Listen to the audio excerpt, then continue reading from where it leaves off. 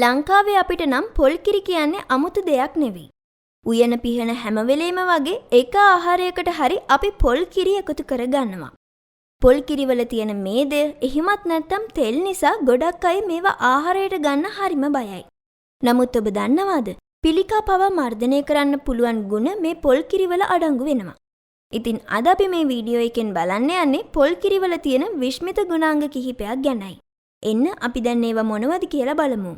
පොල් කිරි වල ශරීරයට අත්‍යවශ්‍ය vitamin C, vitamin E, vitamin B1, vitamin B3, vitamin B5 සහ විටමින් E6 යන පෝෂණ සංඝටක අඩංගු වෙනවා.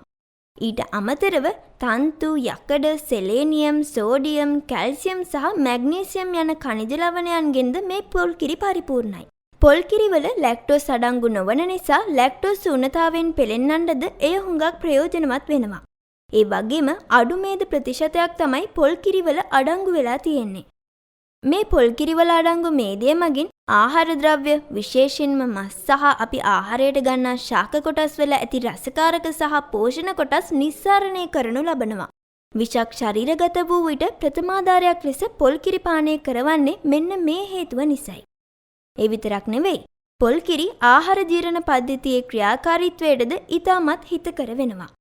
ඒ වගේම පොල් කිරි වල අඩංගු ලෝරික් අම්ලය ශරීරයේ ප්‍රතිශක්තිකරණය වර්ධනය කිරීමට සහ රුධිර වාහිනී පද්ධතිය පිරිසිදු කිරීමටද මහඟු දායකත්වයක් ලබා දෙන බව පර්යේෂණ වලින් හෙළි වෙලා තියෙනවා. මීට අමතරව අපි අහක දමන පොල් වතුරද ඉතා පෝෂදායී සංඝටක රැසකින් සමන්විත බව පර්යේෂණ වලින් හෙළි වෙලා තියෙනවා. අද අපි කිව්ව මෙන්න මේ කරුණු කාරණා තමයි පොල් කිරි වල තියෙන විශ්මිත ගුණාංග කිහිපය. මේ වගේ තවත් අලුත් වීඩියෝස් නරඹන්න අදම අපේ channel එක subscribe කරගන්න.